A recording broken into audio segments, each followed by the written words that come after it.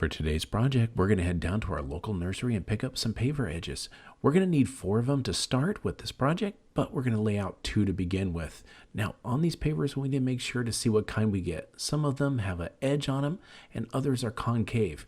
Whatever side you choose, though, make sure they both match when you're putting them together. Next, we got to make sure we adhere them with some good liquid nails. What we do is when we get it, go ahead and squeeze out a little glue to make sure it's working, and then it's back to the pavers. Now we want to put a liberal amount on both sides. Don't go easy on this. The more you put, the better, because the pavers are very rough and that glue is going to fill the inside. Once we do it, we're going to turn it up on its edge and we're going to stick 2 of the pavers together, making sure they match. The weight from the pavers themselves will help out and hold it together. You also might get some glue that squeezes out, but that's okay. You're just going to take a popsicle stick and you can just clean those off. If you use a towel, it's probably going to smear it all over and it's not going to look good on that rough surface. Once you get those 2 together and you let it dry a couple hours, you can lay it flat. We're then going to grab our 3rd paver and we're going to put another bead of glue on top. Make sure you put plenty on there because it's going to squeeze through on that rough surface. Once you do that, you're going to put it right down the middle of the 2 pavers that you did. You want to make sure you also line it up as you're tilting it over, because if you get glue in the paver, it's hard to clean up. So once you get that on and let that dry, turn those 3 over again. Make sure you're giving a couple hours so it holds together. And we're going to again put some glue on the edge of that paver and put it in place. As you can see, I'm forming a cross with these pavers with the same edges pointing towards the same sides. That's very key. Now we got the top of our project right here. This one's bigger than the pavers and it looks good. Once it's all glued up, I'm going to take it outside, set it up, and I'm going to run a bead of glue down each edge on top. And then I'm going to take my top paver, put it on top right there. Just the weight alone from that paper will hold it in place. I'm going to set a chair out and look at this. Absolutely looks amazing. It's a place that can hold your drinks while you're sitting outside. But if that's not good enough for you, I got another secret. It's actually going to be strong enough to hold a potted plant. And the great thing about this is it's waterproof. It's made of concrete and it's outside. And if you ever feel inspired, you can also paint these papers if you want, choosing your favorite color. I hope this inspired you to take your project from paver to furniture and give it a try. Now for a word from today's video sponsor, Misplay. Need help covering your food deliveries or Amazon purchases? Definitely your craft supplies, but that's where today's sponsor comes in. Meet Misplay. Misplay lets you earn rewards simply by discovering and playing mobile games. Whether you're a fan of puzzle, word, strategy, or adventure, they have it all. So I bet you're wondering how it works. Players earn points as they play any new game installed through Misplay, which can be redeemed for gift cards from brands like Amazon, Walmart, Visa, Xbox, PlayStation, and more. My favorite time to play is while winding down after work with a game of Solitaire Fishland. Or if I need a brain break, I'll play Goods Tidy. Something about organizing these shelves is so satisfying.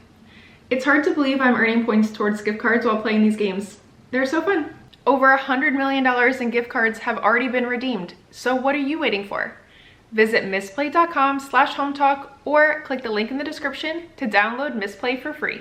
Get 200 bonus points for signing up today, plus use the code HOMETALK100 inside the Misplay app to get an additional 100 free points, which will help towards redeeming your first gift card. See the description below for all the details. Now, back to the DIYs.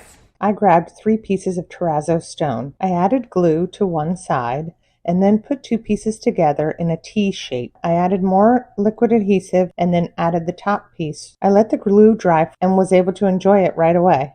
Here's a really cool way to repurpose some shutters. Give your shutters a good wipe down. Cut down your wood to length. Give your boards a quick sand to make sure they're smooth. Place the boards on the shutters with the smooth side facing forward. Measure the board for the bottom. Now it's time for paint. Add some cute decor. You've got yourself a cute side table or a plant stand.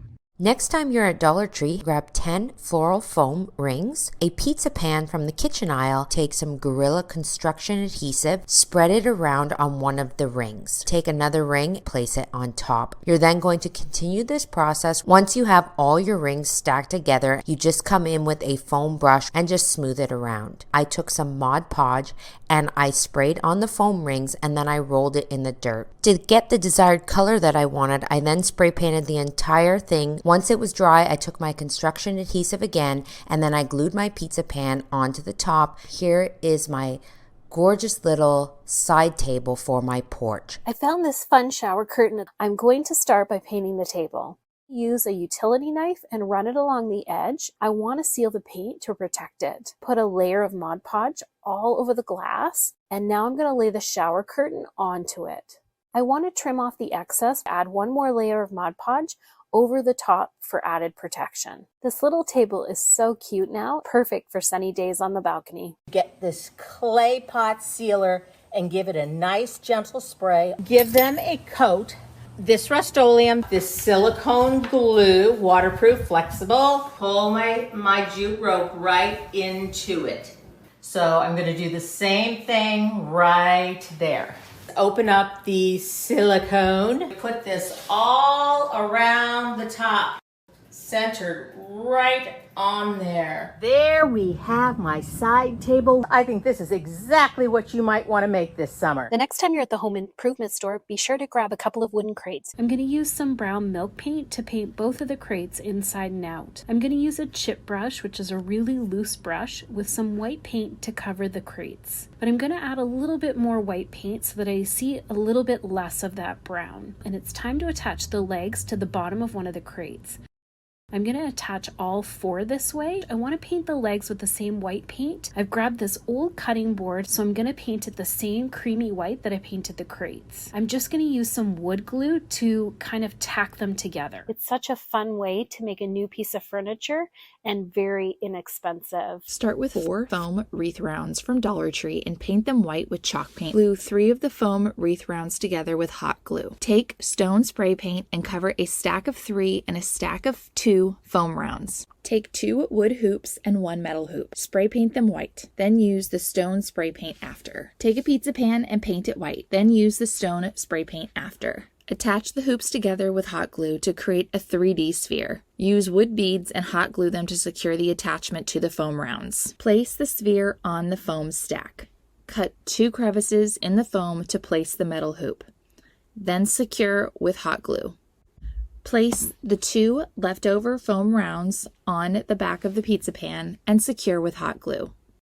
Use rope and hot glue to reinforce the placement of hoops around the circumference of the circle. There you have it, an inexpensive way to create your own modern faux stone side table for your home. Let's head down to our local hardware store and grab a pre-made round tabletop and set a planter on top. We need to draw a circle around the edge. Next, we're going to grab some Jenga pieces. We got to measure them out. We're going to glue these down all over. We're going to put this wood stain on, going with the grain of the wood. Just wipe it with the grain of the wood. Now it's some clear polyurethane. It's just mix the 2 parts of the epoxy together. We also need some color. Just lay that clear stuff right out and mix it all down with the stir stick. Next, it's time for turquoise. We're going to make sure that we rub it all over the board. Next, we're going to take some white.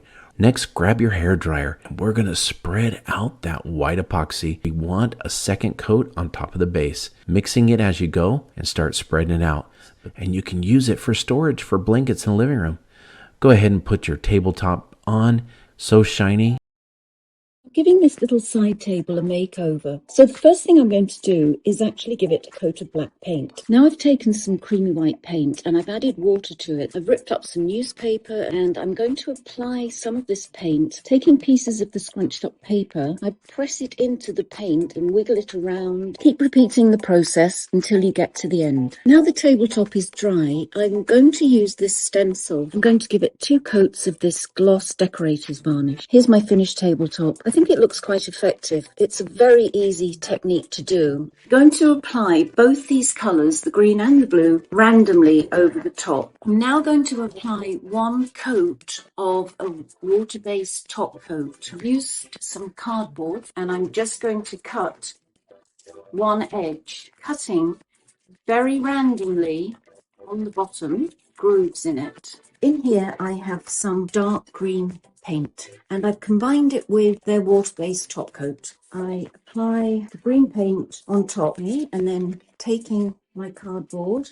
going to randomly scrape into it. Okay, so then we go on to the next bit, working just randomly, but I decided to follow some of the contours with a metallic gold gel pen. And here's my finished table. I actually decided to paint the edges gold to tie in the gold that I had done on the top.